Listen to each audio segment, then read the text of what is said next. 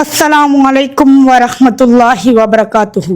சட்டம் தன் கடமையை செய்யும் என்ற வார்த்தையை நாம் அடிக்கடி கேட்டிருப்போம். ஆனா அந்த சட்டம் ஆண் பெண் இருபாலருக்கும் சமமாகத்தான் தன் கடமையை செய்கிறதா என்ற கேள்விக்கு விடை தேடும் முக்கியமான தளம்தான் இந்த கருத்தரங்கம். இஸ்லாத்துல குற்றத்திற்கு தண்டனை வந்துட்டு ஆணுக்கும் பெண்ணுக்கும் இருபாலுக்குமே சமந்தான். ஒரு ஆண் ஒரு பெண்ணிலிருந்து மனிதனை படைத்திருக்கான் அப்படின்னு அல்லாஹ் சொல்றான். இப்போ குற்றம் செஞ்சோன்னா ஆணுக்கு ஒண்ணு பெண்ணுக்கு ஒண்ணுன்னு இல்லை, இருவருக்குமே சமமான தண்டனை தான் அல்லாஹ் வழங்கியிருக்கான். உதாரணமாக நம்ம திருட்டு எடுத்துக்கலாம். மாயிதால 38வது வசனமா அல்லாஹ் சொல்லியிருக்கான், திருடன் திருடியாகி இருவரின் கைகளையும் வெட்டி விடுங்கள். ஆமா, இந்த திருட்டு குற்றத்துக்கு ஒரு ஹதீஸ் இருக்குதானே? திருட்டு குற்றத்துக்கு ஒரு ஹதீஸ் இருக்கு. நபி ஸல்லல்லாஹு அலைஹி வஸல்லம் அவங்க காலகட்டத்துல மஹ்சூமியா அப்படிங்கிற ஒரு உயர்ந்த குல பெண்மணி திருடுறாங்க. அவங்க உயர்ந்த குலம் அப்படின்னு சொல்லி அவங்களுக்கு தண்டனை கொடுக்காம இல்ல, அந்த பெண்மணிக்கும் தண்டனை கொடுக்கப்பட்டுச்சு. உயர்ந்த குலம் தாழ்ந்த குலம் அப்படின்னு மார்க்கம் பார்க்கல. உயர்ந்த குலமாக இருந்தாலும் தாழ்ந்த குலமாக இருந்தாலும் தண்டனை அப்படிங்கிறது வழங்கப்படும். இப்போ இந்த பெண்மணி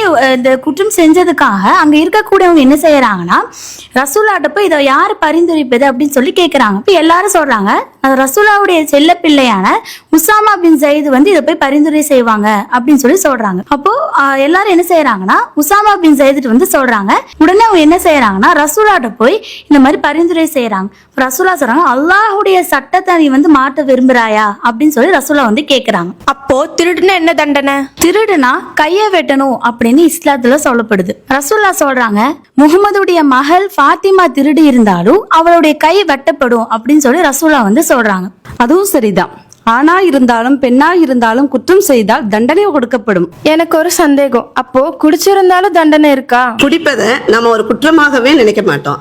ஆனா குடிப்பதும் கூட ஒரு குற்றம் தான். அந்த குற்றத்துக்கு கூட ஒரு தண்டனை இருக்குது. இன்னும் அதை பத்தி ஒரு ஹதீஸும் கூட இருக்குதே. ஆமா, இந்த செய்தி புகாரில் இடம் பெற்றிருக்கு. மது அருந்தும் குற்றத்திற்கு தண்டனையாக ரசூலுல்லா அடிக்குமாறு உத்தரவிட்டிருக்காங்க. மக்கள் அடிச்சாங்க.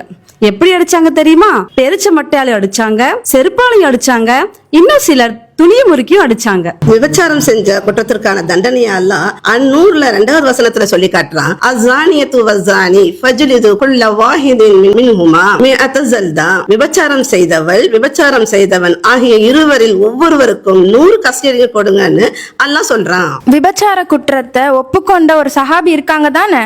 அந்த சஹாபி யாரு தெரியுமா? அவர் தான் மாயிஸ் இப்னு மாலிக் ரலியல்லாஹு அன்ஹு. அவங்க ரசூலாட்ட வராங்க.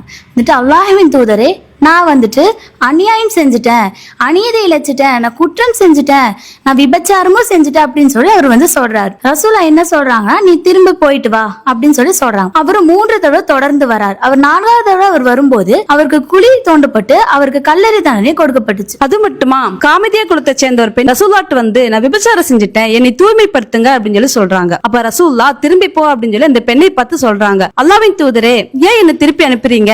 மாயிஸ் அவர்களை திருப்பி அனுப்புற மாதிரி என்னையும் திருப்பி அனுப்புறீங்களா?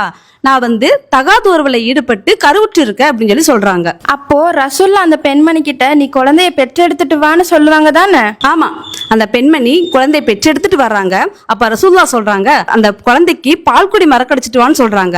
அந்த பெண்மணி போய் பால்குடி மறக்கடிச்சிட்டு வர்றாங்க.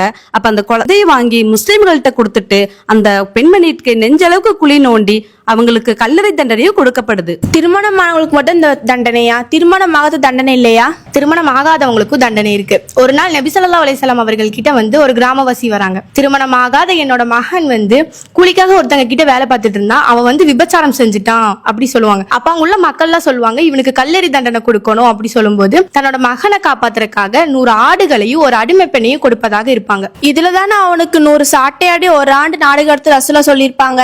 ஆமா, அது மட்டும் இல்ல, நபி ஸல்லல்லாஹு அலைஹி வஸல்லம் அவர்கள் உனைஸ கூப்பிட்டு திருமணமான அந்த பெண்ணிடம் போய் நீ விபச்சாரம் குற்றம் செஞ்சிருக்கியான்னு சொல்லி கேளு, அவங்க விபச்சாரம் குற்றத்தை ஒப்புக்கொண்டாங்கன்னா அவங்களுக்கு கல்லறை தண்டனை கொடுக்கணும் அப்படி சொல்லுவாங்க. இப்ப இவங்களும் போய் கேட்பாங்க, அவங்க அது தப்ப ஒப்புக்கொண்டனால அவங்களுக்கு கல்லறை தண்டனையும் வழங்கப்பட்டுச்சு. இது மட்டுமா, அவதூறு சம்பத்துக்கு தண்டனை இருக்கே. பனு முஸ்தலிக் போறப்போ ஒரு அவதூறு சம்பவம் நடந்துச்சுல்ல? ஆயிஷா நாயகியோட அவதூறு சம்பவம் நடந்துச்சு. பனு முஸ்தலிக் போர் முடிஞ்சுட்டு திரும்பி வரும்போது அவங்க ஒரு இடத்துல ஓய்வு எடுக்கிறாங்க. அந்த இடத்துல ஓய்வு எடுத்துட்டு இருக்கும்போது அவங்க ஆயிஷா நாயகி தன்னுடைய இயற்கை தேவைக்காக வெளியே போவாங்க. அந்த இடத்துல அவங்களுடைய முத்துமாலை காணாம போயிருது. அந்த முத்துமாலையை தேடிக்கிட்டு அவங்க வந்துட்டு இருக்கும்போது இங்க கூட்டத்துல வந்து பார்த்தா அந்த கூட்டத்துல யாருமே இருக்க மாட்டாங்க. அப்புறம் அங்கேயே அவங்க தங்கக்கூடியவங்களாக இருப்பாங்க. சஃபான் அவங்க வந்து ஆயிஷா அலி அவங்களை பார்த்த உடனே இன்னா லில்லாஹி வ இன்னா இலைஹி ராஜிஊன் என்ற வார்த்தையை தவிர வேற எந்த வார்த்தையும் சொல்லாம அவங்க தன்னுடைய வாகனத்துல ஆயிஷா அலி அவங்கள உட்கார வைக்கிறாங்க. அவங்க மதீனாவுக்கு புறப்பட்டு செல்றாங்க. அவங்க மதீனாவுக்கு வராங்க. அதை பார்த்த நயவஞ்சனான அப்துல்லா இப்னு உபையும் மிஸ்தகும் ஹம்னாவும் ஐசார் அலியை பத்தியும் சஃபான் அலியை பத்தியும் அவதூறு பரப்புறாங்க. இந்த அவதூறு வந்து மதீனா ஃபுல்லா பரவுது. இது வந்து நபி ஸல்லல்லாஹு அலைஹி வஸல்லம் கேட்டு ரொம்ப வேதனைப்படுறாங்க.